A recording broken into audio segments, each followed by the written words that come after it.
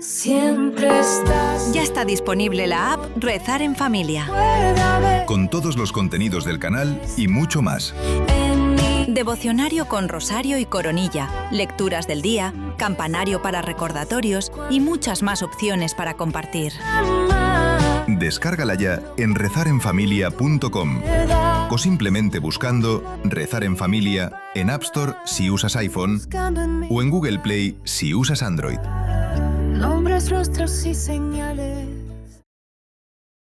Le pedí a la Virgen un poquito de conversión, pero solo un poquito. Pues yo también quiero adorar al Santísimo y que el Señor me cambie la vida. El Señor, su lugar es el altar. La misa es lo más grande que hay sobre esta tierra. Clavado en la cruz te muestro mis heridas, te muestro mi amor, te muestro mi entrega total, te doy todo, mi amor, mi sangre, mi madre, todo, te lo doy todo, y ahí es donde te enseño el amor loco que tengo por ti. ¿Qué siente una persona cuando empieza a adorar al Santísimo?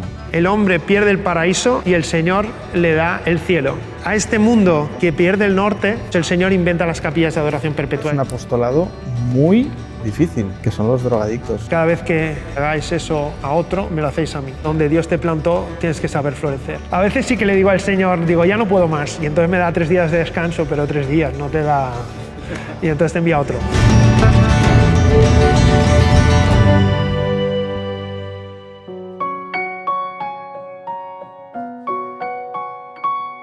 Canal Rezar en Familia.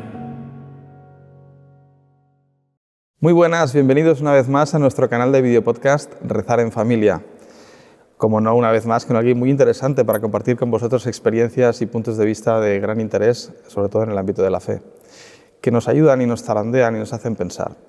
Hoy tenemos con nosotros a Luis Miralles, que ha venido expresamente a reunirse con nosotros aquí en este precioso monasterio de la Visitación en Barcelona, en el Valle Hebrón, en el barrio del Valle Hebrón.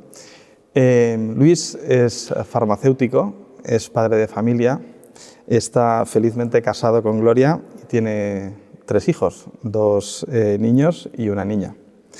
Luis, gracias por venir. Encantado de estar. Nos hace mucha ilusión estar contigo. Yo a Luis lo conocí hace unos años en un retiro de Emaús, como a muchas personas interesantes que conocemos por allí, y nos dio un testimonio muy bonito que nos dio que pensar. Nos diste mucho que pensar, Luis, y nos zarandeaste, que es algo que siempre es bueno. En tu caso en concreto, porque haces muchas cosas, pero aparte de combinar tu vida profesional en la farmacia, tienes una actividad muy interesante y que cuando nos la cuentas y la compartes, pues nos ayudas mucho, que es el de la adoración al Santísimo. Y de eso precisamente quería hablar, pero antes de nada quiero situar un poco a la audiencia con el personaje, con tu persona. Tú siempre has sido católico, ¿verdad? Has sido practicante y persona de fe desde pequeño. Sí. Sí, mi padre ya lo era, lo que pasa es que tuve la desgracia que mi madre murió cuando yo tenía 8 años. Yo soy el mayor de 4 hermanos, pero siempre hemos sido creyentes y yo, todos los domingos a misa desde siempre, toda la vida. Pero hubo un momento, o sea, por lo que has dado a entender a veces, que tú has vivido una vida de fe normal, con tranquilidad, pero hubo un momento en el que algo pasó, algo ocurrió que te diste cuenta. Bueno, el Señor siempre lo he tenido presente y yo busqué casarme con una mujer católica, fundar una familia. La verdad es que yo soy muy tímido y miedoso, y tuve que rezar mucho para que el Señor me concediera una mujer católica, y nos conocimos en la Facultad de Farmacia, y ella, por las expresiones que decía cuando hablaba, pues yo digo, ella seguro que es católica, me gustó mucho, y bueno, todo fue bien, y al final nos casamos, ¿no? Y queríamos tener hijos, los tuvimos. Pero aparte de ir a misa y aparte de rezar un poco, pues mi vida era bastante tibia. Y entonces, no es que viajáramos mucho, pero en verano hacíamos las vacaciones y nos gustaba la montaña y todo esto.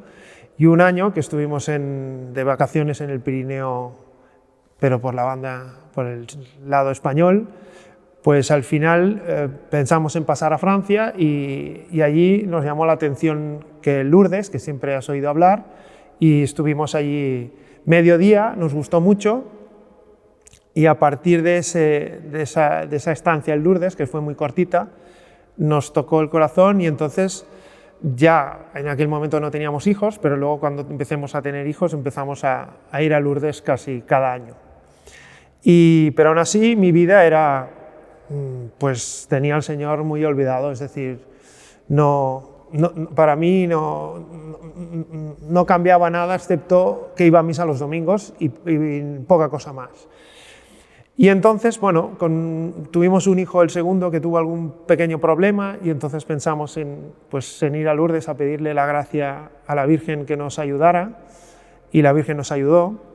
Y nos gustaba tanto estar en Lourdes, a todos, a toda la familia, que no hemos dejado ya de ir a Lourdes desde entonces hasta hoy. O sea, cada año hemos visitado Lourdes. Pero a medida que íbamos pasando los años, y mi vida era, pues no respondía a lo que el Señor esperaba de mí, pues empezó a sentir una inquietud, un desasosiego, un no estar bien, pero como soy muy miedoso, pues yo pensaba, yo sé que el Señor tiene la fuerza para cambiar mi vida, pero yo tenía mucho miedo y no quería cambiar. O sea, ¿tú sentías algo? ¿Sentías que el Señor te estaba pidiendo Sí, algo? no, sentía que el Señor dice, esto no es lo que yo quiero de ti. Y entonces, pero yo lo iba acallando, ¿no? Hasta que una vez en Lourdes, ya la cosa, la inquietud era muy fuerte, y entonces, pues yo que tengo mucho miedo y mucha vergüenza, en vez de estar allí en la gruta de Lourdes, pasé al otro lado del río, que está delante de la gruta, y desde lejos, muy desde lejos, y arrodillado, le pedí a la Virgen, pero temblando, un poquito de conversión, pero solo un poquito, porque yo sabía que el Señor podía transformar demasiado mi vida y yo estaba muy asustado, ¿no?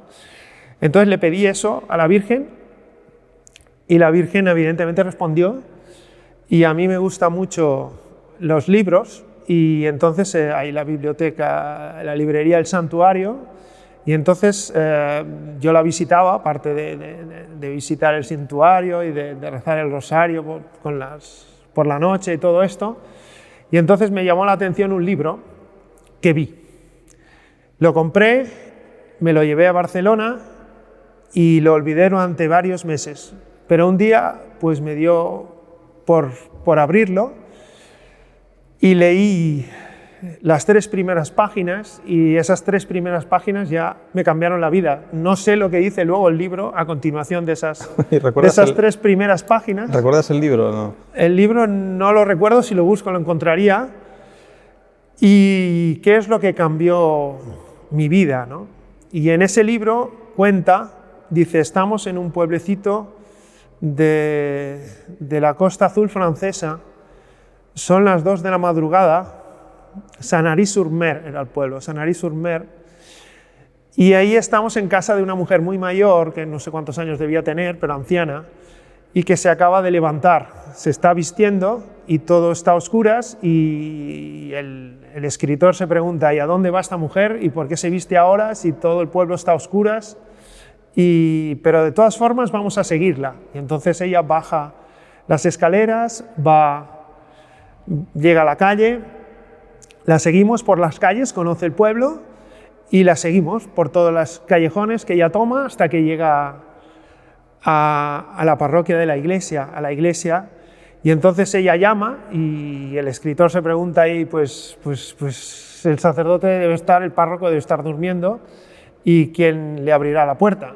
Y en vez de abrirle el sacerdote, pues le abre el panadero. ¿Y qué hace el panadero a las 2 de la mañana? Allí se saludan, el panadero se va y entra esta mujer anciana, toda la iglesia está a oscuras, pero ella la conoce, y se va a una capilla lateral que también está a oscuras, pero que hay una luz encima del altar.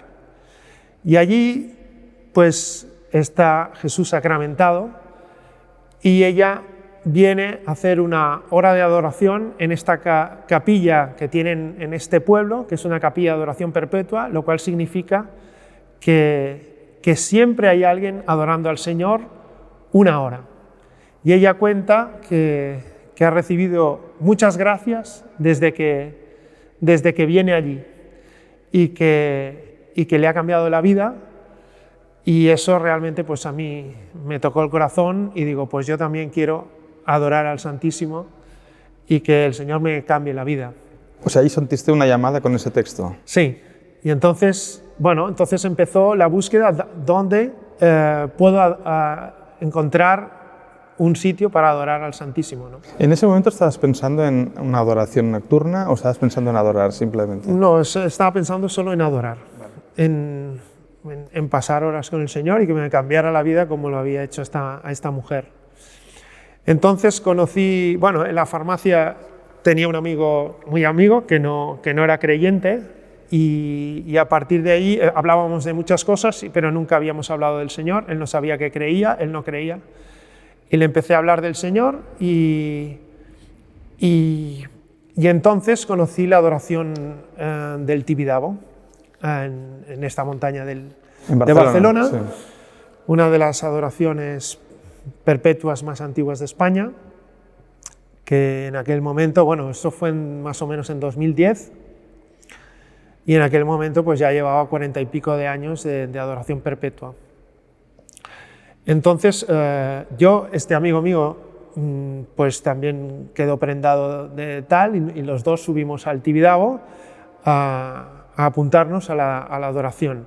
Aquí la adoración del Tibidabo es diferente de otros tipos de adoración perpetua. La adoración era nocturna, o sea, había diurna y nocturna, pero nosotros, como trabajábamos, no podíamos ir durante el día, y durante la noche, en vez de... Por situar un poco a alguna persona que igual no lo sabe, una adoración nocturna o una adoración perpetua consiste en que el Santísimo, ¿verdad?, Jesús, bajo las especies Jesús del está pan, expuesto encima del altar, la hostia sagrada, en una custodia, que es lo que la mantiene y está en visible. vertical, y está en el centro del altar, que es donde quiere estar el Señor, y es su sitio preferido. ¿Por qué es su sitio preferido? Pues porque es donde Él nos muestra su máximo amor, es decir, dando la vida por nosotros. El altar representa el Calvario, ¿no? Luego entraremos en este tema porque es muy interesante este planteamiento que explicas, pero no quería interrumpir la narrativa, luego lo retomamos.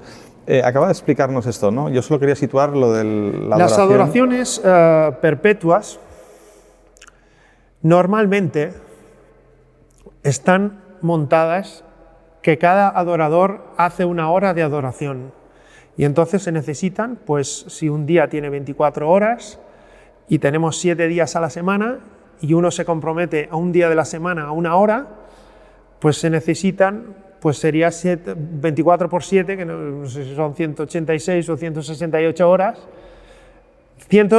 todos estos adoradores para al menos cubrir todas las horas, o al menos turnos, ¿no? todos estos los turnos, para que la adoración esté siempre, sea perpetua y porque siempre esté abierta. Nunca puede estar solo el Santísimo. Siempre No, tiene que esa es haber la alguien idea de allí. que el Señor nunca puede estar solo y que siempre hay alguien acompañándole a Él. Y entonces fuisteis al Tibidabo y os apuntasteis a estos turnos de adoración. Sí, lo que pasa es que en el Tibidabo funcionaba diferente y es una adoración de toda la noche. Y era no una persona que adoraba una hora, sino que allí era diferente y era todo un grupo que adoraba durante toda la noche. Y entonces nosotros preguntamos cuál era el turno que estaba más flojo, que faltaba más gente, y a mí y a mi amigo pues nos pusieron en un grupo de gente muy mayor, que todos tenían 70 y pico de años. Era una adoración que era, en el tiempo que se creó, en aquel tiempo, porque primero empezó la adoración nocturna y luego fue perpetua, en aquellos tiempos, hacía 45 años, pues las mujeres por la noche en principio no salían y solo era una adoración masculina. Pero eran ya gente muy mayor y nosotros, pues bueno, con 40 y pico de años llegamos allí. Entonces, bueno, la verdad es que eso fue una maravilla, porque ellos nos contaban todas sus historias y además nos daban un testimonio impresionante de tantos años de adoración, pasara lo que pasara, y aún así estuvimos con ellos 10 años más, o sea, llegaron a los 80 y pico, que tenía una dificultad tremenda, porque venían en verano, en invierno, con nieve, con tormenta, Y ya pues con tantos años y coger el coche pues era una cosa realmente de heroísmo. Y a mí pues me enterneció el corazón porque ellos decían que tenían sus mujeres, pero que sus mujeres no podían venir porque el turno era solo de hombres. Y entonces era muy triste porque la mujer se quedaba sola en casa y ellos venían, ¿no? Y entonces yo pues me salté las normas y digo, a partir de ahora ya pueden venir. Y entonces venía el matrimonio que era más bonito todavía, como rezaban los matrimonios ahí, y luego teníamos unas horas que estábamos en la sala de adoradores y formamos una comunidad muy bonita y de experiencias de vida, ¿no? Y en esas adoraciones, ¿qué hacen las personas cuando están adorando al Señor? ¿Están en oración frente a Él? Concretamente aquí había ya unas oraciones que eran la adoración nocturna española, que teníamos unos libros y rezábamos un montón de oraciones, pero luego había momentos de silencio para estar con el Señor y acompañarlo, sea pues alabándolo, sea pues contemplándolo. Vale, y vamos ahora a aquello que habíamos dejado antes, que estabas empezando a explicar. Decías que el Señor quiere estar en el altar. Esto lo has visto en estos años de adoración, has ido madurándolo y viéndolo, ¿no? El Señor te ha permitido ver esta gracia. Explícanos un poco esto en detalle, por favor. Bueno, esto es larguísimo de explicar porque no acabaría, ¿no? Pero el Señor, su lugar es el altar. Es el Calvario, que esto sería explicar también la misa, ¿no? La misa, nosotros muchas veces vamos a misa y la misa es una cosa maravillosa. La misa es lo más grande que hay sobre esta tierra, y yo siempre digo que la gente tendría que dedicar muchas horas a estudiar la profundidad de la misa, porque es una cosa que es el amor loco de Jesús por nosotros. Pero la misa es sobre todo, y mucha gente eso no lo sabe, es toda la pasión de Cristo.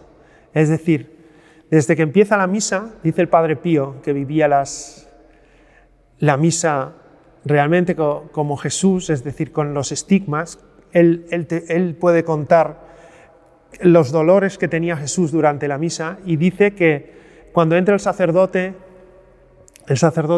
camina hacia el altar, desde la sacristía o desde el inicio del pasillo que dirige al altar. El Padre Pío dice, Jesús se dirige a Getsemaní, se dirige al huerto de los olivos. En ese momento empieza la pasión. Y la pasión, la misa es toda la pasión de Cristo hasta la muerte y resurrección. Es decir, es pasión, muerte y resurrección. La misa es eso. Entonces, Jesús nos muestra el máximo amor en el altar, y eso representa el Calvario. Entonces, Jesús, donde quiere estar, es en el Calvario. Es decir, yo, clavado en la cruz, te muestro mis heridas, te muestro mi amor, te muestro mi entrega total, te doy todo, mi amor, mi sangre, mi madre, todo, te lo doy todo, y ahí es donde te enseño el amor loco que tengo por ti y las ganas que tengo de salvarte y de vivir eternamente contigo. Y entonces es su sitio. Pero para llegar a eso, para que el Señor sea adorado en el altar, primero el Señor se queda con nosotros como prometió antes de la ascensión. Dice, yo estaré con vosotros todos los días hasta el fin del mundo. Y se queda en el sagrario, prisionero de amor. Es decir, en la cárcel de amor. Entonces, Él se queda allí esperando. Y aquí hay otra cosa muy bonita, que es la de Jesús en los sagrarios abandonados. Es decir, en tantas iglesias que Jesús está en el sagrario, que está loco de amor porque vaya alguien a pasar horas con Él, porque Él está esperando y está allí por nosotros. Y entonces Él espera y Él pues pasa todo tipo de penurias, de olvidos, de frialdades, pues que sea ignorado, que no sea valorado, que tanta gente pase por delante de Él y no sepa que allí está el tesoro de los tesoros. Y entonces hay un apostolado también maravilloso, que es el de intentar que los sagrarios tantos sagrarios que hay en tantas iglesias que están abiertos muy pocas horas y que Jesús está allí abandonado, ¿no? Y entonces Jesús, a los que van a estos sagrarios a pasar horas con Él, pues el Señor les multiplica las gracias porque hay tan pocos que sepan ver que este amor loco que se ha encerrado allí por nosotros, para que siempre podamos verle. Pero su idea es estar encima del altar y para eso pues se necesita la adoración, que gente enamorado del Señor luche para que Jesús pueda ser liberado de la cárcel en la que está y esté en el sitio que quiere que estar, que es en el altar. Es decir, la aspiración última debería ser que tuviéramos a Jesús expuesto en todos los altares de todas las iglesias. Eso es lo que Él querría, es decir, que todas las parroquias, en adoración, ¿no? Que todas las parroquias no tuvieran adoración un ratito o una hora, que está muy bien, sino que fuera adoración perpetua todas las capillas. Eso sería la esperanza máxima de Jesús. Esto, bueno, es que, bueno, sí, pero bueno, entiendo el planteamiento. En cualquier caso, es algo que sentiste esta llamada, primero para beneficio espiritual tuyo particular, pero también como una llamada para hacer apostolado de esto, ¿no? Supongo que te refieres a que recibiste la llamada en estas dos vertientes. La primera, que sería la particular, y luego la segunda, que es la de que también quiere el Señor que lo promuevas. Entonces, en este sentido quería preguntarte, en lo personal, ¿qué notas, qué sientes qué siente una persona cuando empieza a adorar al Santísimo? No, siente una gran paz y luego recibe una gran protección,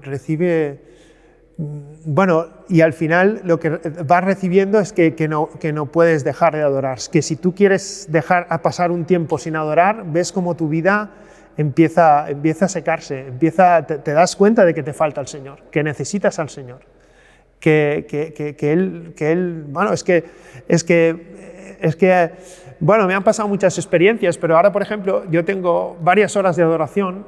Estoy en una capilla de adoración en Barcelona, en el centro de Barcelona, que estoy de 3 a 5 de la mañana, y luego tenía otra hora de adoración de 6 a 7 los sábados, y esa hora me iba muy mal, y entonces mi mujer me decía, pues déjala, y la verdad es que me iba muy mal y al final digo, voy a hacerle caso a mi mujer y la voy a dejar. Pero todavía no se lo dije al coordinador, si no me esperé, había uno que podía hacerme la sustitución y me la hacía. Pues bueno, yo estaba de 3 a 5 de la mañana y entonces el de 5 a 6 ha dejado de venir. Y entonces, y no hay sustituto. Es decir, yo quiero dejar una hora y el Señor me pone otra. Es decir, el Señor sabe lo que nos hace falta y que yo digo que el amor a Jesús tiene que crecer tanto que cada vez hagamos más horas, no menos. O sea, y siempre que he querido hacer menos horas, pues el Señor me muestra que ese no es el camino. Y entonces, pues es al revés, crecer en el amor eucarístico. Es curioso porque en la oración pasa algo parecido también. La gente que se pone a hacer oración un rato, 10 minutos o 15 minutos al día, sienten que el Señor a veces les pide un poco más, le dan ese poco más y cada vez les cuesta más, como que no quieren ya retroceder, ¿no? Sienten esas gracias, pero ¿qué le dirías a alguien que no ha hecho nunca adoración? Bueno, uno va a experimentar una gran paz,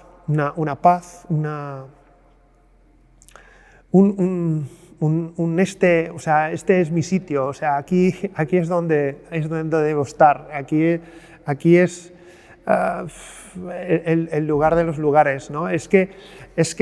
Bueno, esto es muy, bueno, o sea, a mí me gusta explicar esto, que a veces me emociona, es decir, el Señor, cuando el mundo empeora, explico desde Adán, ¿no? Desde Adán el hombre peca y el Señor se inventa, o sea, el Señor en su infinita misericordia inventa una cosa fantástica para recuperar al hombre y además le llena todavía de más regalos de los que tenía antes. Es decir, el hombre pierde el paraíso y el Señor le da el cielo. El hombre pierde la gracia y recibe el Salvador. Y ahora que hemos pasado la Pascua, ¿no? Decimos esto en la noche de Pascua, oh Félix, culpa que mereció tan grande Salvador, ¿no? Es decir, el Señor, delante de este mundo que abunda el pecado, el Señor sobreabunda la gracia. Y es como para provocarle al Señor. Si cada vez el hombre se aleja más de ti, el Señor inventa una cosa más maravillosa todavía, ¿no? Entonces, a este mundo que pierde el norte, pues el Señor inventa las capillas de adoración perpetua. Es una cosa tan grande que no se puede explicar las maravillas que uno recibe por ir a adorar al Señor, ¿no? Yo he sabido de personas, por ejemplo, que han sanado una adicción a base de hacer una hora de adoración al Santísimo. Proponérselo y el Señor les ha sanado de esa adicción. ¿Eso has vivido alguna experiencia de este estilo? ¿Has conocido algún caso así? Algo parecido, vamos. Yo lo que veo es la transformación de la gente, o sea, la transformación de la gente y que no pueden dejarlo. O sea, y la cantidad de protección que reciben, porque a veces tú ves cristianos que hacen imprudencias y que nunca les pasa nada, ¿no? Eso es tentar al Señor, pero que decir, uno recibe una protección especial por estar allí.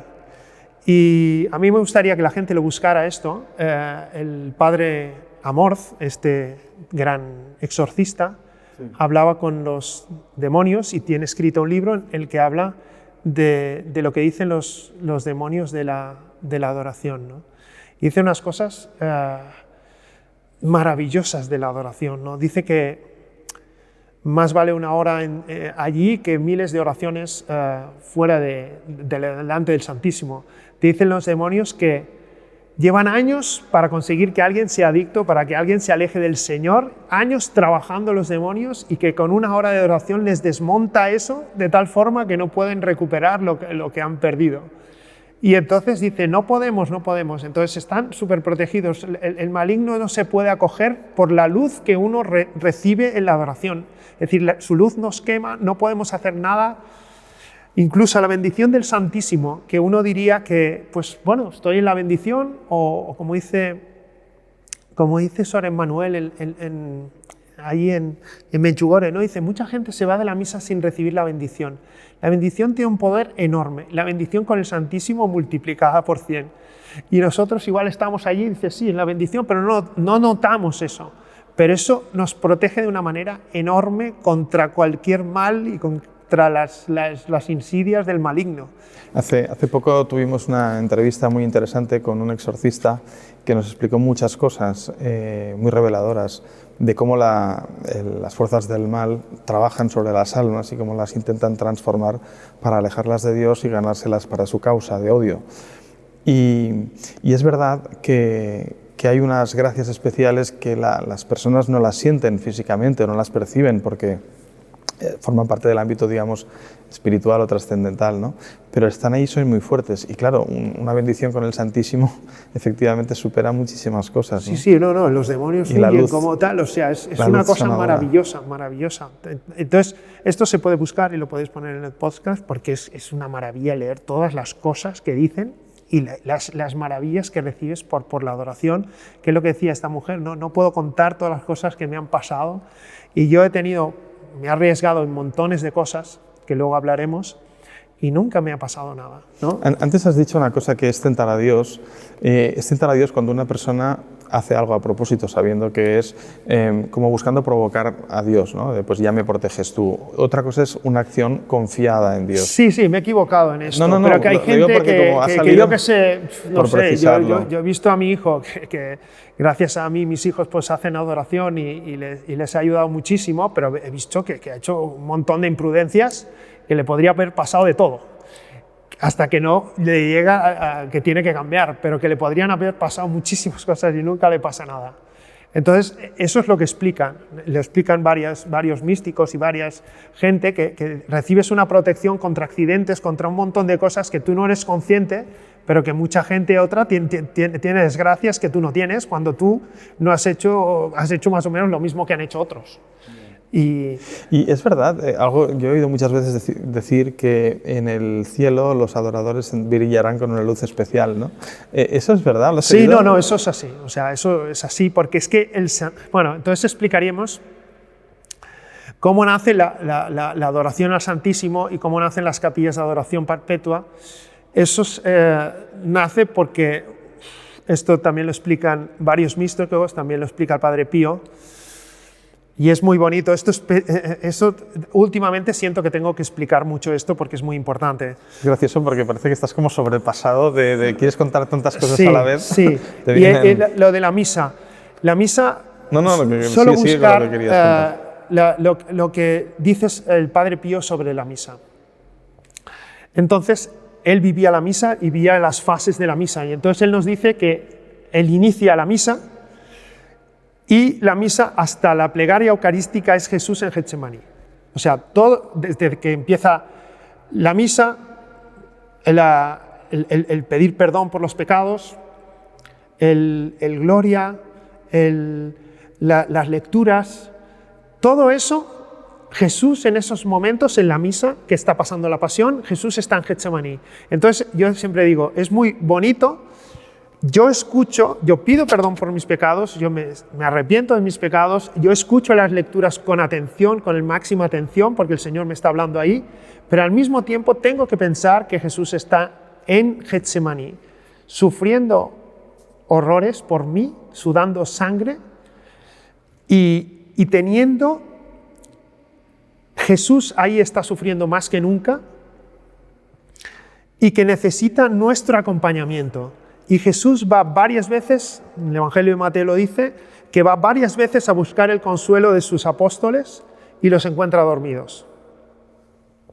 Bueno, pues y él al final les hace un reproche, como diciéndole, en el momento que más os necesitado, porque eso lo explican muchos místicos, también el Padre Pío, es decir, donde Jesús sufre más durante toda la pasión es en Getsemaní.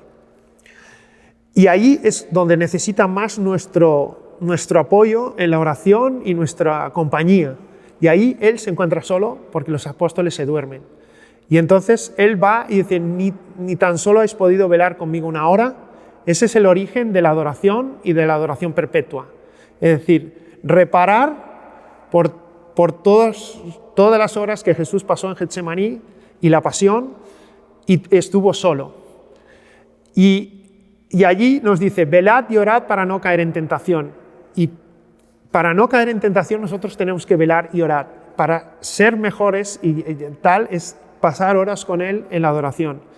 Y Él, que cargó en ese momento todos los pecados del mundo, por eso Él está sudando sangre y por eso Él está, como dice las Escrituras, como casi desfigurado, que los apóstoles cuando los despierta ni lo reconocen, solo porque conocen la voz, pero si fuera por su cara no lo reconocerían porque está sufriendo tanto, sudando y tal. De hecho, ahora que dices esto, el libro de la beata Catalina Emmerich, que narra toda la pasión, la escena del Huerto de los Olivos es impresionante. Recoge muchos detalles del sufrimiento y las vivencias de Jesús. Y de hecho allí explica una cosa que algunas otras personas también me contaron, como una que recuerdo hace un tiempo, que me dijo que estaba un día en una adoración perpetua, estaba en adoración al Señor, y le preguntó a Jesús, ¿qué te decía el ángel para consolarte en el huerto de Getsemaní? ¿Qué te podía decir alguien que pudiera consolarte? Y dice que sintió que el Señor le decía, me mostraba a todas las personas que como tú estáis adorando en la adoración perpetua, ¿no? O en adoración al Santísimo. Y es tremendo. Y de hecho Ana Catalina, la beata, lo cuenta en su libro de una forma parecida, pero que eso consoló al Señor. O sea que cuando estamos en una adoración perpetua estamos consolando a Jesús en Getsemaní. Sí, porque Él carga los pecados pasados, presentes y futuros. Y Él ve el futuro, los pecados del futuro, pero también ve todos los santos, todos los adoradores que le consolaron en ese momento. Eso lo explica también a Sor Faustina Kowalska. Es decir, tú me consuelas cada vez que vas a la adoración, me consuelas en Getsemaní. Es impresionante. Porque yo lo vi que tú me adorarías en ese momento y para mí fuiste un consuelo. Es impresionante. No, eso es maravilloso, es maravilloso. Porque de hecho, cuando se lee ese pasaje del Evangelio, muchas personas piensan, jo, qué pena, si yo hubiera estado en Getsemaní en ese momento, igual yo no me habría dormido como los apóstoles, o sí, que hubiera sido muy probable, ¿no? Pero muchas personas a veces tendemos a pensar, ¿y si yo hubiera estado allí, hubiera estado dormido también o me hubiera ido con Él? Pues es una oportunidad espectacular de poder estar con el Señor en Getsemaní, en adoración. y reparar por todo lo que el Señor sufrió. Sí, por eso yo digo que Getsemaní es muy importante. Importante es toda la pasión y la entrega total, pero Getsemaní es especial y Jesús dice que, claro, él sufrió, pero por lo que más sufrió fue por las almas, digásemos, que conocían a Jesús y aún así pues no le adoran, no están en vela, y por los tibios. Dice, lo que me hizo decir esa frase, Padre, si quieres, aparta de mí este cáliz, pero no se haga mi voluntad sino la tuya, fue en parte, gran parte, por los tibios. Es decir, por los que conocen al Señor, pero que no se entregan. Y eso, esa tibieza que es la que yo tengo todavía, pero que es la que el Señor dice, así no puedo, que es lo que dice en Apocalipsis, ¿no? Dice, si fueras frío o caliente, pues estaría bien, pero si eres tibio, te vomitaré de mi boca. O sea, esa indiferencia, que el Señor haya dado la vida por nosotros de esta manera tan tremenda, y que nosotros no reaccionemos a este amor loco.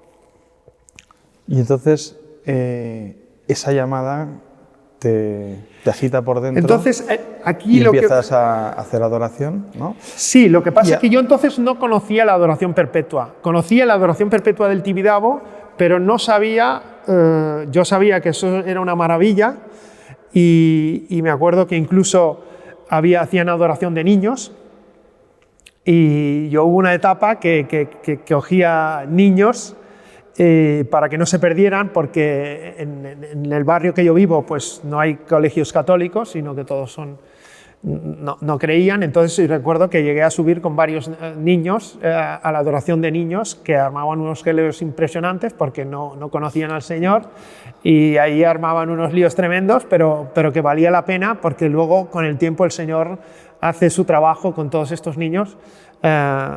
Que ha habido algunos que, me acuerdo uno que iba a misa los domingos con 9 años y en su casa no creían. O sea, y a partir de él empezó a creer toda la familia, ¿no? De venir a la adoración de niños, que se llama la adoración de Tarsicios. Pero no conocía, aparte de la adoración del Tibidabo, no conocía otra, y no sabía que el Señor, yo sabía que la adoración era una cosa muy bonita, pero no sabía que el Señor me llamaría a luchar por crear más adoraciones perpetuas.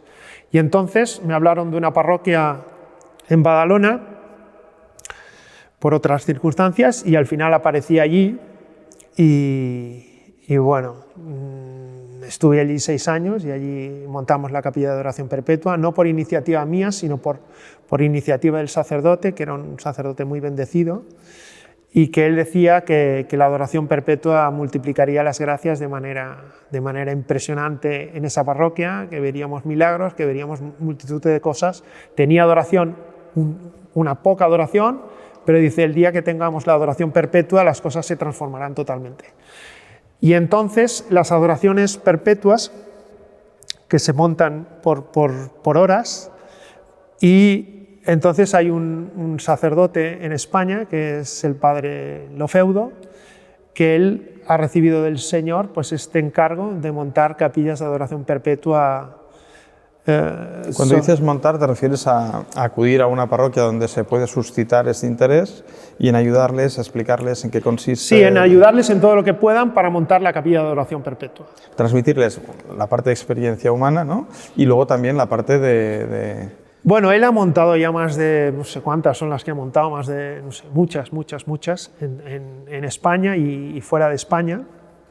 Y entonces él tiene un método, y entonces él, digásemos, él y algún colaborador suyo se presentan en esa parroquia, y durante 1 mes o 2 meses pues se quedan a vivir allí, y en todas las misas pues predican las bondades de la adoración perpetua, y luego van a las parroquias circundantes de esa parroquia, a las que les acogen, porque a veces hay otras que no les acogen, pues que les dejen explicar la maravilla que es esta, y a buscar adoradores. Y entonces pues durante 2 meses o así, a veces se consigue más rápido, a veces más lento, pues se van, pues que la gente se apunte para llenar las 24 horas, y entonces pues Pues al final buscar una fecha, siempre se busca una fecha dedicada a la Virgen, una solemnidad de la Virgen, también puede ser del Señor, pero normalmente es de la Virgen, y ese día se hace una inauguración, que normalmente viene el obispo,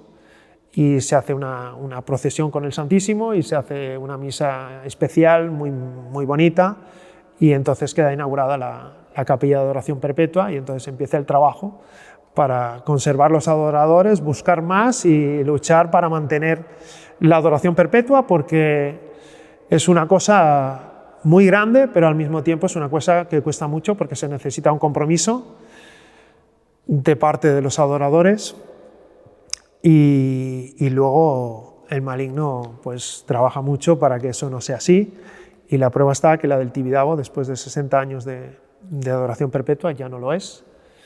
Estuve en otra parroquia que fue adoración perpetua y por circunstancias externas o lo que fuera, se derribó la parroquia, la están construyendo de nuevo, pero la adoración esa desapareció.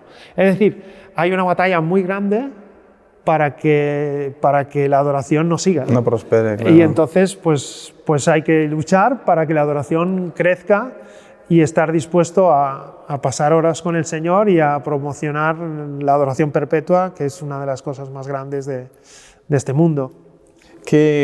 ¿Cómo tienta el maligno para destruir una adoración perpetua? ¿Cómo tienta a un adorador?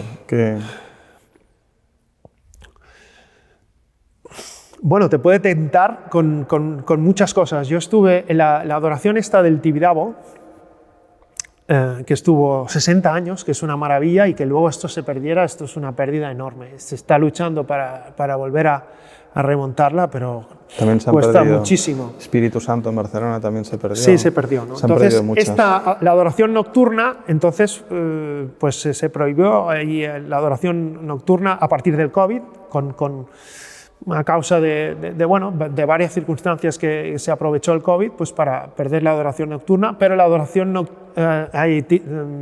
perpetua se perdió. Pero toda la adoración nocturna bajó a una parroquia que hay aquí en Barcelona, que nos acogió la adoración nocturna, que es la parroquia de Santa Teresita del Niño Jesús. Y ahí llevamos desde el COVID, desde el 2020 hasta 2026, que continúa la adoración nocturna. O sea, no se ha perdido, gracias a Dios. No, entonces yo ese turno que tenía allí lo he seguido teniendo aquí en Santa Teresita, pero allí perdí toda esta gente mayor que al final pues ya no pudo venir por mayor. Luego el presidente de la adoración, antes de cerrar la adoración allí, me envió todo un grupo carismático que entraron como unos 30 personas, y luego con ese grupo bajé a Santa Teresita, pero allí hubo un ataque del maligno o lo que fuera y se desgregó todo el grupo, se desmontó todo el grupo y me quedé yo con una mujer también adoradora, y al final esa mujer por varias cosas no vino y me quedé yo solo. Y haciendo todas las noches, eso no significaba que me dormía muchas veces, pero ahí estuve 1 año y pico solo y al final ahora están volviendo otra vez. Están volviendo a adorar y se está volviendo a reconstruir el grupo. O sea, eso significa, pues el Señor dice, el que persevere hasta el final, pues tal, pues aquí se trata de la fidelidad, pase lo que pase, estar ahí con el Señor porque vale la pena tal. En cambio, si uno no persevera, pues podemos perder muchísimo.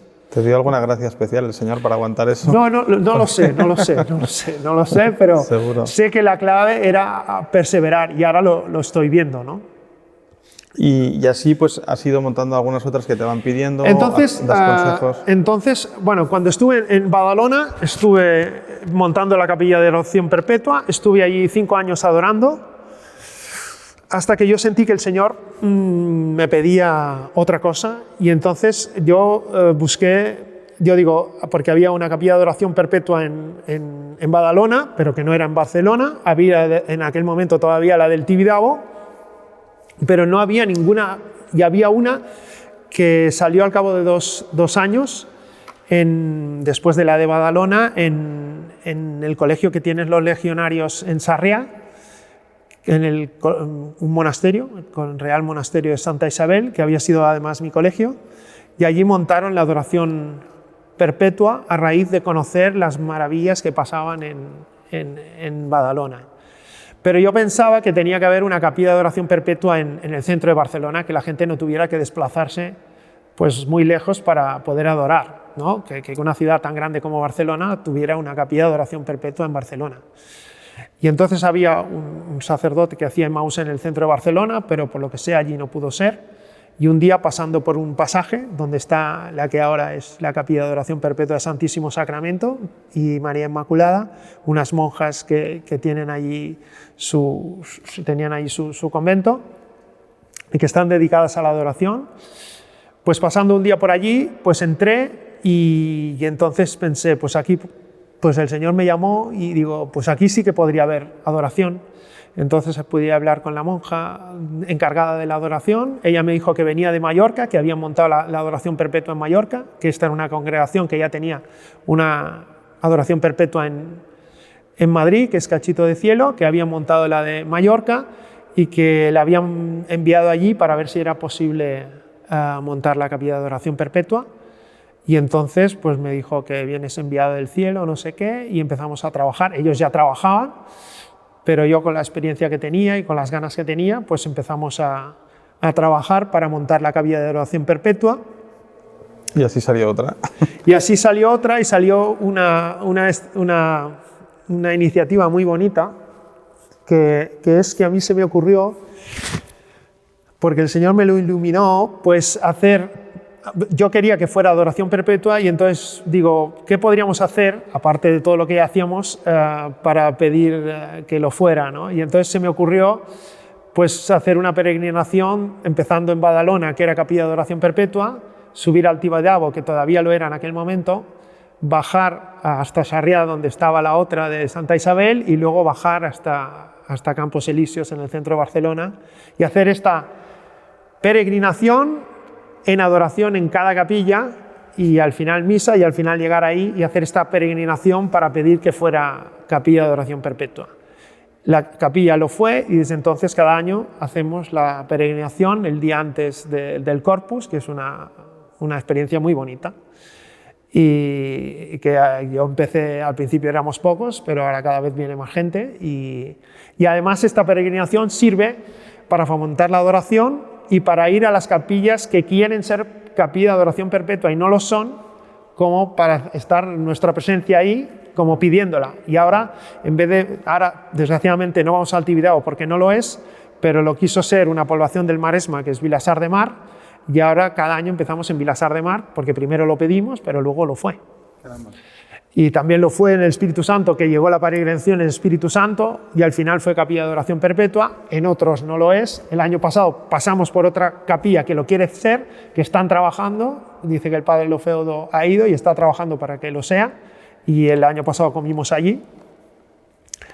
Y bueno, es una experiencia preciosa. Es impresionante porque todo esto combinado con tu trabajo de farmacéutico en la tienda con un horario, con todas las dificultades que esto suscita y además con un compromiso familiar porque tienes tus hijos y tu mujer. Tu mujer es una santa porque... Sí, mucha gente me lo dice, porque ahí... Te ayuda con todo esto. Mi mujer pues de día me ve poco y de noche también me ve poco. Pero bueno, la verdad es que ella me quiere un montón y yo la quiero un montón. Fallo por estar poco con ella, eso es verdad. Bueno, pues por una buena causa, se pero entiende. sí. Oye, pero lo más sorprendente, bueno, perdón, lo más sorprendente no, pero que hay una dimensión que todavía no hemos tocado con la audiencia, que es algo muy sorprendente que te ha cambiado y que no te esperabas. Y que te ha suscitado el Señor. Es un apostolado muy difícil. Y estoy hablando de personas que están completamente abandonadas, despreciadas o ignoradas o apartadas por la sociedad, que la sociedad no quiere saber nada con ellas, que son los drogadictos, los difíciles, los complicados, los peligrosos, los violentos. ¿Cómo surgió esto y qué haces? Bueno, yo pongo el ejemplo de la adoración. No es el Señor me ha llevado por aquí, todo el mundo tendría que adorar al Señor, eso sí, porque si amamos al Señor queremos pasar horas con Él, ¿no? Pero yo hago este símil que el Señor tuvo a sus apóstoles 3 años con Él, que para mí es la adoración, es decir, ellos estaban en su presencia durante 3 años, pero luego les envía la misión, ¿no? A mí el Señor me enseñó la adoración, pero luego te envía a la misión, no solamente la misión de promocionar la adoración perpetua, sino otra. Y mi padre tiene, bueno, ahora ya se ha jubilado, una farmacia en un barrio, una pequeña farmacia en un barrio, pues que en aquel tiempo, hace 30 años, cuando yo empecé, pues era un barrio marginal, era un barrio muy castigado por la droga y que teníamos que tener la puerta cerrada siempre y que había, pues que era una situación complicada. También, pues bueno, mi padre es un santo, pero no tenía mucha autoridad con ellos y entonces conseguía, sin querer, tener a casi todos los drogadictos del barrio, lo cual era terrible, ¿no? Entonces tú puedes ser muy cristiano, pero cuando ves todo eso, el sufrimiento que genera y la ansiedad que produce y que cualquier enfrentamiento con ellos a veces te producía que al siguiente cliente pues te equivocaras en la medicación o no le trataras bien por el desequilibrio que te había generado esa persona, ¿no? Y al ver que había tantos, y además que en el sitio que yo estoy, pues justo al lado del bloque donde estoy, pues hay un centro de tratamiento de drogadictos, o sea que tenías drogadictos del barrio y de muchos otros sitios que venían a tratarse o a engañar con tal de que les dieran medicación y hacer trapicheos. ¿Qué situaciones vivías allí, por ejemplo, para ilustrarlo un poco? No, o sea, ellos venían a pedirte jeringas que no pagaban, a traerte recetas falsas para sacarte medicación con la cual la vendían o trapicheaban o se drogaban. Incomodándote en la tienda con otros clientes que estaban allí, ¿no? Sí, luego generaban unas circunstancias que, claro, eran violentos, eran inestables. La gente les tenía miedo, tú también, entonces lo que producía es que la gente se apartaba, ellos veían el poder que tenían, el miedo que generaban y eso cada vez les hacía más valientes y cada vez más puestos para pedirte lo que sea. Y a mí me había ocurrido, bueno, a mi padre le había ocurrido de entrar un drogadicto desde que le tenía miedo y él abandonar la farmacia. O sea, era una situación muy difícil. Muy comprensible también. Mi padre, que estuvo 60 años en la farmacia, que son muchísimos años, y nada le apartaba de allí, lo que estuvo dispuesto a abandonar fue por esto. O sea, era una circunstancia terrible de llegar y encontrártelos sentados todos delante de la farmacia esperándote para con lo que fuera, pues chantajearte con lo que fuera o lo que tal, ¿no? Y como mi padre no les presentaba cara, pues todavía tenía más. Entonces yo llegué y en aquel momento, pues gracias a Dios, pues yo los pude poner en su sitio. Lo pasé muy mal un mes, muy mal un mes, amenazado, que no dormía y tal y cual, ayudado por el Señor, pero yo seguía odiándoles por todo lo que generaban. Te hacían daño, sí. Pero claro, entonces pues claro, el Señor de la adoración y de tal te dice lo que dice Madre Teresa, que dice que resume toda la Biblia en 5 palabras. Toda la Biblia se resume en 5 palabras, que no son de la Madre Teresa, sino que es lo que dice Jesús.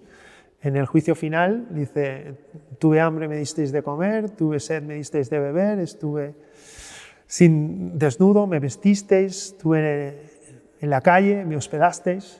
Fui forastero, me hospedasteis, estuve en la cárcel, vinisteis a verme, estuve enfermo, vinisteis a visitarme. Y entonces los apóstoles preguntan: ¿cuándo fue eso? Porque no te vimos enfermo, no te vimos en la cárcel, excepto el último día. Dice: cada vez que hagáis eso a otro, me lo hacéis a mí. Entonces, desde ese momento es Jesús en el drogadicto cada día. Y es Jesús el que cada día aparece por allí, aunque sea violento, aunque sea pues estafador, mentiroso, manipulador. Ese es Jesús y yo lo tengo que tratar bien y lo tengo que amar. Eso es muy difícil, imposible, sin la gracia del Señor, pero el Señor te lo pide. Eso va a ser el examen final, es ese. O sea, el examen final es ese. ¿Me has acogido en ellos o no? Y entonces a partir de ahí empieza a cambiar mi manera de verlo. Eso no significa que de un día para otro, sino durante años, y no significa que no pierda la paciencia, que no lo pase mal y que no los quiera ver. Pero claro, se entiende con mucha prudencia, la prudencia en el sentido de la virtud. porque si no sería temerario. Es decir, tú tienes que hacerlo no de cualquier manera ni a las bravas. Tú tienes que conseguir hacer eso por una gracia que Dios te da y una prudencia que te concede, ¿no? ¿Qué notaste tú para poder empezar a hacer ese cambio? No, esa convicción, o sea, la convicción de que yo tengo que ir ahí y que, porque no lo he contado, porque esto, como Jonás cuando le dice, ves a predicar a Nínive, y Jonás toma la distancia al revés, o sea, sale en una dirección con el barco totalmente diferente a donde tiene que ir. Y evidentemente tú te rebelas y tú eso no lo quieres. Y yo quería cambiarme de farmacia y quería también que se fuera mi padre para estar yo y gobernar yo las farmacias, y no se fue mi padre, ni me fui yo. Yo quería irme, no me podía ir, él tampoco, teníamos que estar los dos, y tú no quieres eso. Pero el Señor dice esa, y cuando ves muchas circunstancias, hubo un momento que al final conseguí que mi padre se fuera. Me dijo, me voy. Yo tanto le insistí que se fuera, que dijo, cuando acabe el verano, pues dejo de venir. Que eso no lo había dicho nunca ni nada, pero lo presioné tanto que me dijo, me voy. Pero entonces, pues pasaron varias circunstancias desgraciadas en la familia y fue imposible que se fuera, porque yo tenía que atender otras cosas y no se fue. Entonces, lo has intentado muchas veces y el Señor ves que dice, no, es que no lo vas a conseguir, te quiero aquí y te quiero con tu padre. Y así fue. Entonces dices, pues, hay una frase que me salió de uno, no sé si es un santo o tal, que dice, donde Dios te plantó, tienes que saber florecer. Entonces me plantó ahí, no me deja marcharme, no me deja irme a otro sitio, yo aquí tengo que responder, y aquí es donde el Señor me quiere. Y entonces, con eso, que el Señor me quiere allí, y que el Señor, y que Jesús cada día va a aparecer, no solamente en cualquier cliente que tengo yo, sino sobre todo en estos más perdidos, pues tengo que atenderlos, y tengo que amarlos, y tengo que ayudarlos. ¿Y cómo lo haces eso? ¿Cómo se materializa, por ejemplo? Luego, aquí hay una cosa, que es que hoy día la gente, si está, y eso lo vemos en mucha gente que ha cambiado, que necesita que algo le vaya mal en la vida, porque si las cosas, si es por ejemplo una persona que está casado, tiene hijos, trabaja, no tiene problemas, es más difícil que encuentre al Señor. El Señor pues no lo necesita, no tiene ningún problema, entonces es difícil que se acerque al Señor. Cuando alguien está en una situación más difícil, que está sufriendo por dolor, por desesperación, por adicción, por un montón de cosas, por pobreza, porque nadie le quiere, porque tal, es más fácil que el Señor pueda entrar. Y luego además tiene una ventaja, todos los que yo veía, muchos de estos que pasan por delante de la farmacia, que van a tratarse o a engañar a los médicos para que les den medicación que luego se venden o se drogan, son mucha gente que tiene pagas o que están en la calle o que tal, y no trabajan, o sea, no tienen un horario que tienen que cumplir. O sea, tienen más posibilidad de escucharte si algún día quieren escucharte. La mayoría de veces no quieren escucharte, pero tienen tiempo. La gente normal no tiene tiempo, tiene su trabajo, te vendrán un rato a la farmacia, pero no puedo escucharte, me tengo que ir. Pero eso es un regalo para ellos que ellos no saben que tienen. Y entonces, con mucho tacto y con paciencia, porque al principio... pues al principio tuve al primero que empecé con él, que tenía buena familia, pero era drogadicto y le cuidaban sus hermanos, pero no hacía nada de bueno, estaba en casa y hacía poca cosa, pero drogarse, lo que pasa que no era malvado, no tenía maldad. Y a estuve mucho tiempo hablándole de Jesús y de muchas cosas, y luego lo que pasó es que, como está en la droga, pues me engañó, me manipuló y tal. Pero no se perdió todo. Yo le hablaba del Señor y él hizo una cosa que recomiendo a todo el mundo, que sí lo hacía, y el Señor concede muchísimas gracias por lo que hacía Y veía cada día un trozo, no creo que toda la película, pero un trozo sí, de la película de la Pasión de Mel Gibson. Es decir, contemplar la pasión es de las cosas más grandes que existen. Ahora yo, que venimos de la fiesta de la Divina Misericordia, que fue el domingo pasado, se lo dice a Sor Faustina, pero lo he leído en todos los santos, ¿no? Dice, yo concedo las más grandes gracias a quien medita mi pasión. Y una manera de meditar la pasión es ver esta película, que yo siempre lo digo a veces, es la película que tendríamos que haber visto más. porque solo por ver eso, las gracias que nos caen, tampoco podemos imaginar las gracias que nos caen. Y este adicto a las drogas tenía muchos desastres, pero al menos hacía eso, y solo por eso el Señor le tiene que haber bendecido muchísimo tiempo. Al final dejó de venir y yo dejé de intentarlo, y entonces pasé una fase que digo, si esta gente ya no pueden cambiar, pues entonces voy a... Y entonces es cuando hice otra cosa rara, que es intentar que la gente que va a ser drogadicta no lo sea. Y entonces, si había, por ejemplo, y empecé con un chico que tenía 12 años, que suspendía todo, estaba siempre en la calle, no hacía nada, pensé, digo, pues este va a acabar en la droga, este es el que tengo que acoger para que no caiga la droga. Y entonces empecé un periodo un poco raro de acoger gente en la farmacia, niños, a los que por la tarde, cuando salían de clase, pues yo les daba clase, aunque aquello fue un episodio muy terrible, pero que dio un testimonio, porque entonces había muchos niños que querían venir también a estudiar conmigo en la farmacia, pero aquello era un jaleo enorme. Pero ahí salieron niños que vinieron a la adoración, salió también una chica, una niña, que el padre la forzaba, y se sabía, y entonces yo ayudé para que al final fueran a la policía y consiguieron quitarle la custodia de la niña esta que era tal. Y yo cuando me enteré, digo, esta niña la quiero estudiando conmigo. Y a partir de ahí conseguimos todo esto. Y conseguimos niños para la adoración de niños, y conseguimos niños que el Señor les entró dentro gracias a eso. Otros lo tienen y el Señor, esa semilla está, y hay veces que no vemos los frutos de...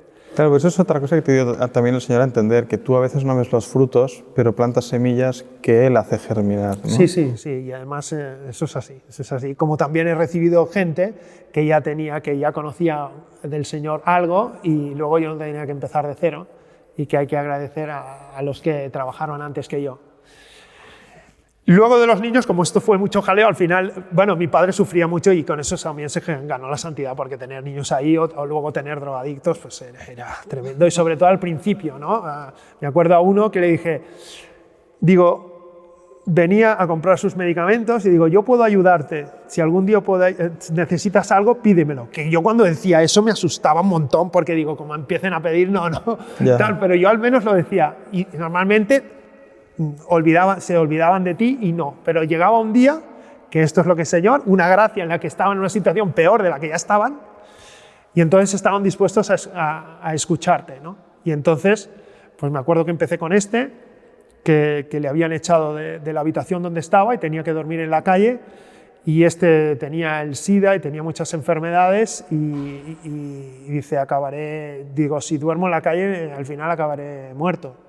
Y entonces dice, no puedo dormir en la calle. Y realmente me enseñaba fotos de muchos años que había estado en la cárcel, y se veía un tío pues, que pesaba 3 veces más de lo que yo veía, o sea, se le veía enfermo. Entonces yo digo, no puede ser esto.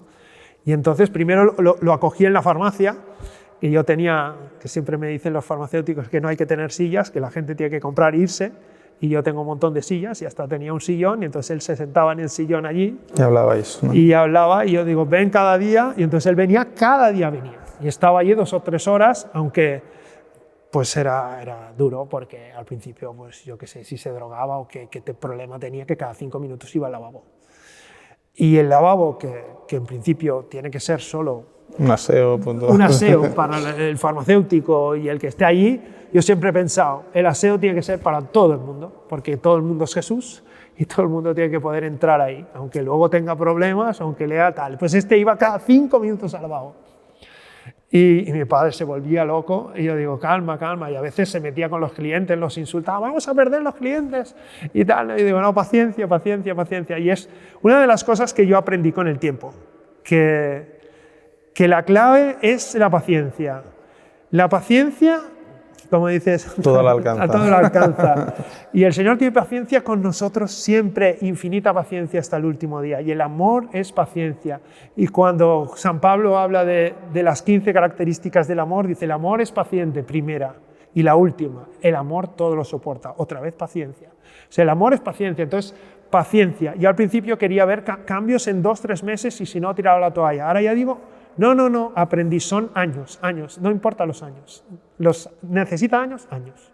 Y a veces no lo sabes, ¿verdad? No, Te pero queda- es decir, yo me acuerdo un caso que tuve con el que he trabajado muchos años y su madre me dice, no hay nada a hacer, ha sido siempre lo peor, mi hijo tiene un fondo bueno, pero está tan desquiciado, lleva tantos años, ha estado tantos años en la cárcel, tantos años adicto, es muy violento, de hecho cuando venía se quería pesar y se tenía que sacar las armas para poder pesarse. Y yo le dije, sí que hay una solución para tu hijo, pero necesitamos años. Y al final, después de años, ha cambiado muchísimo, muchísimo ha cambiado. Lo que pasa es que al final hubo un problema en la farmacia muy gordo con él, que yo lo quiero mucho y él me quería a mí, pero él llegó a una situación límite de tanto estrés que no le ayudaban los médicos. Y entonces un día que colapsó delante de la farmacia y me iba a perjudicar a mí y al final pues sufríamos mucho porque digo, con todo lo que te ha ayudado en la vida, sí, pero estaba muy fuera de sí porque los médicos no le atendían en el dolor que tenía, porque además de tener adicciones y secuelas tenía muchos dolores reumáticos y de toda la columna desmontada, bueno, muy mal, y los médicos y tal, y aquel día pues se rompió nuestra relación. Pero él había hecho un camino maravilloso de seguir al Señor, de ir a misa cada día, de leer la Biblia cada día, de confesarse y de querer al Señor más que nada, ¿no? Y el Señor, pues gracias a Dios, también encontró un sacerdote que ahora continúa apoyándolo.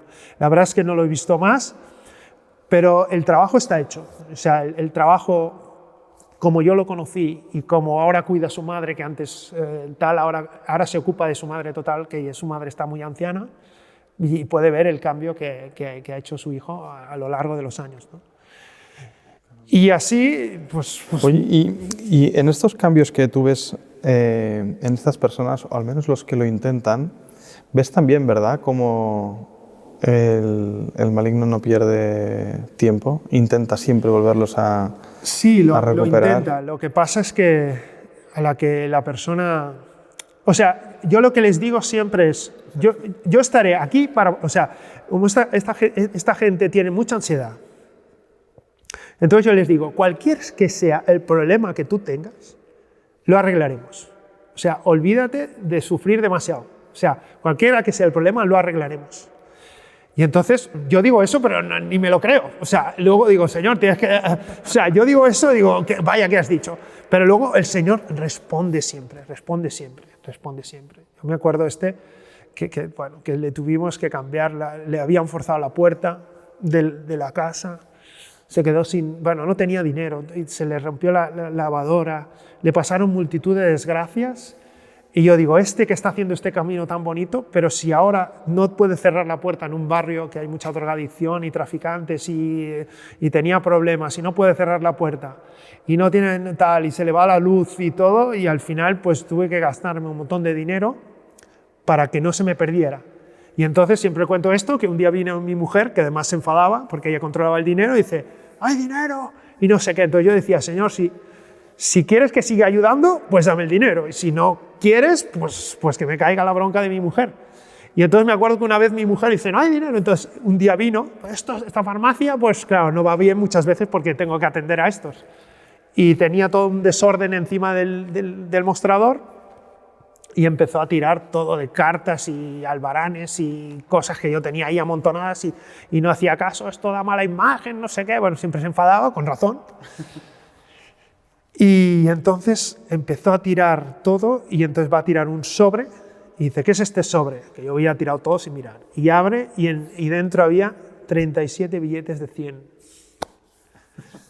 Y entonces yo estuve 2 semanas esperando a ver si reclamaba a alguien algo. El sobre era un sobre de banco, pero no había ningún nombre. Nadie vino a reclamar ese dinero nunca. Y con eso pues recuperé el dinero que había gastado aquí y allí. O sea, que el Señor... Ya otras veces el Señor no me llama a mi mujer, esto es un desastre, que tanto... Ahora saldrá mal en el postal y tal, pero me decían, eso puede ser. Y entonces yo le decía al Señor, bueno, ahora cuando llegue a casa me tendré que enfrentar a mi mujer. Si quieres que siga ayudando, tú verás, o me das el dinero o lo arreglas. Y entonces llegar a casa y como si mi mujer se hubiera olvidado totalmente de eso, como si no me hubiera llamado y nada. Entonces voy diciendo el Señor, no, sigue por ahí. A veces viene el dinero, a veces no, y ya te arreglas por otros lados, y si eres más estrecho no pasa nada, pero sigue. Confía y abandona, ¿no? Confiado y abandonado. Y entonces pues sigo. Bueno, es un testimonio muy bonito el Y tuyo. así pues Luis. cada vez, y a veces quedo muy cansado porque ahora, por ejemplo, hace poco tuve uno que tuve 2 meses, intenso, este ha sido el más intenso, que estaba por él 7 u 8 horas al día o más. Yo llevaba de excursión los mediodías, estaba todo el día con él, y llegué a un momento que digo, ya no puede más, dormía en la calle. Pero le atendían todo, porque estaba muy ansioso, y no conocía al Señor, se metió en los cultos protestantes, y entonces yo le dije, no, esta no es la iglesia verdadera, y empecé a tal, y al final llegó un momento que la farmacia iba tan mal, porque le dedicaba tantas horas, que yo no podía ni hacer lo mínimo para sacarla adelante de la farmacia, y le digo al Señor, ya no puedo más, ocúpate tú. Y entonces lo apunté a Emaús, y desde que lo apunté a Emaús, de allí conoció a alguien que lo acogió en su casa, y entonces estuvo ya un tiempo en casa de que le acogió, y entonces me bajó todo y pude estar un poco más por la farmacia porque estaba la cosa muy mal. Pero que siempre pasa eso, y el Señor al día siguiente, porque al final se fue por circunstancias largas de explicar a otra provincia, pero el Señor te envía otro y otro y otro. A veces sí que le digo al Señor, ya no puedo más, y entonces me da 3 días de descanso, pero 3 días no te da, y entonces te envía otro. Y bueno, ahora tengo a uno que también lo está pasando mal, este es el alcohólico, pero que ya llevamos 4 meses, y en principio ahora no bebe, pero dice, tengo una ansiedad tremenda, pero sigue al Señor, y se ha confesado, va a misa todos los domingos y a veces sin domingos, y lee la Biblia, y estoy ahí para lo que él necesite, y bueno, le pido que se apunte a Emaús, y bueno, veremos hasta dónde el Señor dice. Luis, la mies es mucha, pero los obreros son pocos, ¿no? Sí, Roguemos al Señor para que envíe obreros a su mies. Bueno, nos quedamos con muchas de las cosas que has dicho. Te agradecemos mucho tu presencia aquí en el video podcast. Estoy seguro que vas a ayudar a mucha gente, y quién sabe, igual mucha gente te puede venir a ayudar a tu farmacia. Sí, con el tiempo sí, tengo amigos que me ayudan, y tengo algunos que han estado en el alcohol y ahora me ayudan a los otros. Y puede ser que inicies un apostolado bonito, que Dios te ayude, te dé muchos medios. Y nos quedamos con la frase de donde Dios te plante debes florecer. Con la esperanza de que sepamos también qué espera Dios de cada uno de nosotros y podamos cumplir su voluntad. Pues muchas gracias y nos vemos en el siguiente podcast. Siempre estás, aunque no